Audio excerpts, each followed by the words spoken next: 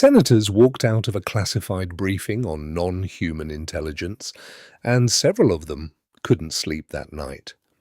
What was shown inside that room has never been fully released to the public. But through leaked testimony, whistleblower accounts, and the rare moments when officials have spoken on the record, we are starting to piece together exactly what Congress was shown, and why it changed the way some of the most powerful people in the world think about humanity's place in the universe. Today, we're breaking it all down. The classified briefings, the retrieved craft, the biological material, and the one detail so disturbing, even seasoned intelligence veterans refused to discuss it on the record. Stay with me, because this goes deeper than you think. To understand what happened in those briefing rooms, you need to understand the road that led there. For decades, the official government position on UFOs, or what the Pentagon now formally calls UAPs, unidentified aerial phenomena, was simple. Nothing to see here, swamp gas, weather balloons, misidentification. That was the line, and it held for nearly 70 years. Then, in 2017, everything shifted. The New York Times published a bombshell investigation revealing the existence of a secret Pentagon program called AATIP, the Advanced Aerospace Threat Identification Program. The program had been quietly funded to the tune of $22 million, buried inside a larger defense bill, specifically to investigate encounters between military personnel and unidentified craft. But the real turning point came in 2023. David Grush, a decorated intelligence officer with 17 years of experience and the highest security clearances available to a civilian government employee, went on the record, not anonymously, with his name, with his face. He testified before Congress and told them, under oath, that the United States government has been running a covert program to retrieve and reverse engineer craft of non-human origin. He wasn't speaking in speculation. He was speaking as someone who had been formally read into these programs. And Congress listened. What followed that testimony set off a chain of events that the mainstream media struggled to cover, and the government struggled to contain. Senator Marco Rubio, who chairs the Senate Intelligence Committee, made a statement that should have dominated every headline on the planet. He said that multiple credible individuals, people with distinguished careers and nothing to gain, had approached his office with claims that they had direct, first-hand knowledge of non-human craft retrieval programs. He said he believed they were telling the truth. Think about that for a moment. The chairman of the Senate Intelligence Committee said he believed them.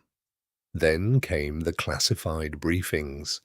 Members of Congress, both senators and representatives, were taken into secure, classified settings called SCIFs, sensitive, compartmented information facilities, to be briefed on what the government actually knows. What happened inside those rooms is legally protected. Most of what was said cannot be repeated in public, but the reactions could not be hidden. Representative Tim Burchett of Tennessee emerged from one briefing and told reporters he had seen things that fundamentally altered his understanding of reality. Representative Anna Paulina Luna described the experience as deeply unsettling. Others refused to comment entirely, which, in Washington, is often the loudest answer of all. What investigators found next shocked everyone.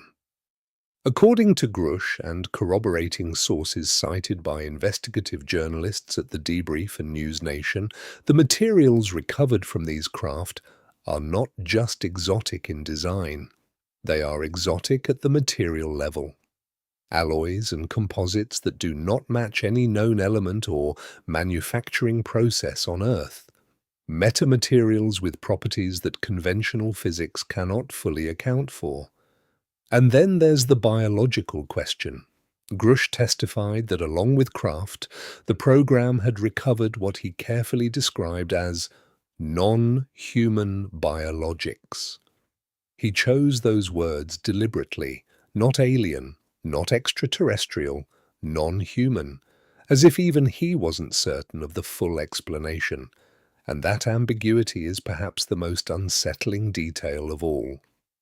If you're finding this as mind-blowing as I am, hit that like button and subscribe, because what's coming in the next section is where this story gets truly hard to explain. Let's talk about what we can actually verify.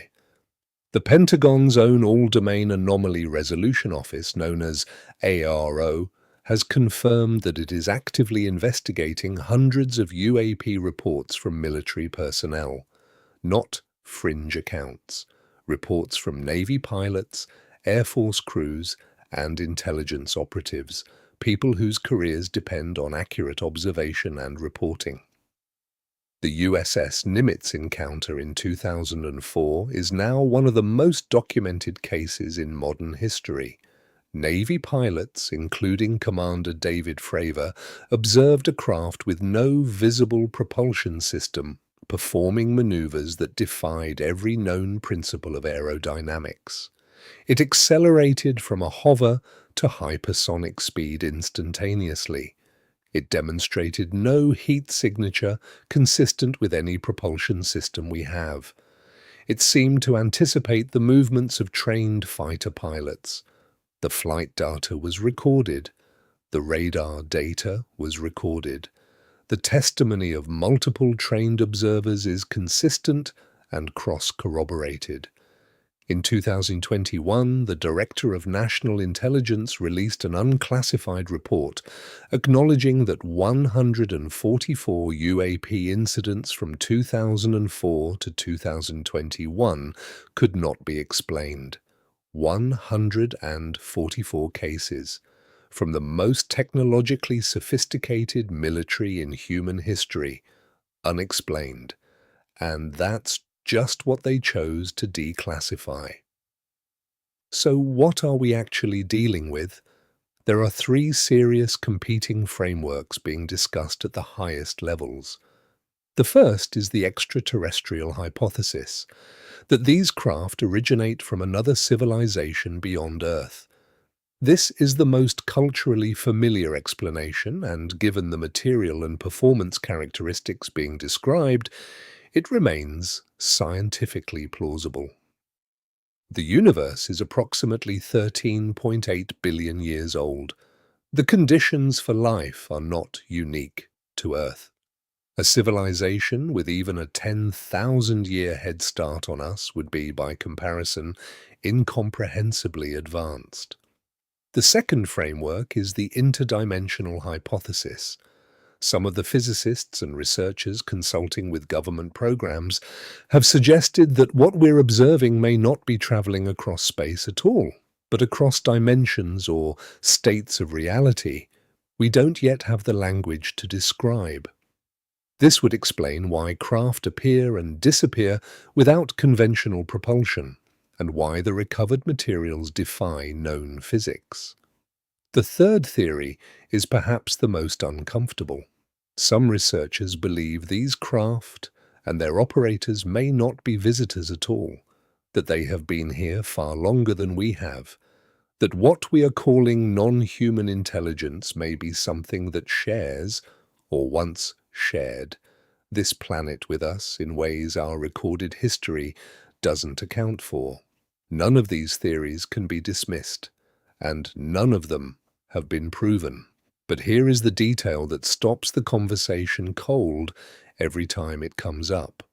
Multiple sources, including those cited in formal congressional testimony, have indicated that crash retrieval programs have been operating for decades, and that the knowledge of their existence was deliberately kept, not just from the public, but from elected officials. From presidents? From sitting members of Congress? If that is true, it means a covert group within the national security apparatus made a unilateral decision to withhold the most significant discovery in human history from the people democratically elected to oversee them. That is not a UFO story. That is a constitutional crisis wrapped inside one. We are living through a moment that future generations will likely study in history books, if we're honest about what's happening right now. The question is no longer whether the government has information it hasn't shared. The evidence strongly suggests it does. The question is what happens when that information finally fully comes out, and whether we're ready for the answer. Thank you for watching. I want to know what you think. If it were proven beyond doubt that non-human intelligence exists and has been engaging with this planet, how do you think the world changes? Drop your answer in the comments below. And if this video made you think, please like it and subscribe. There is a lot more coming, and you do not want to miss it.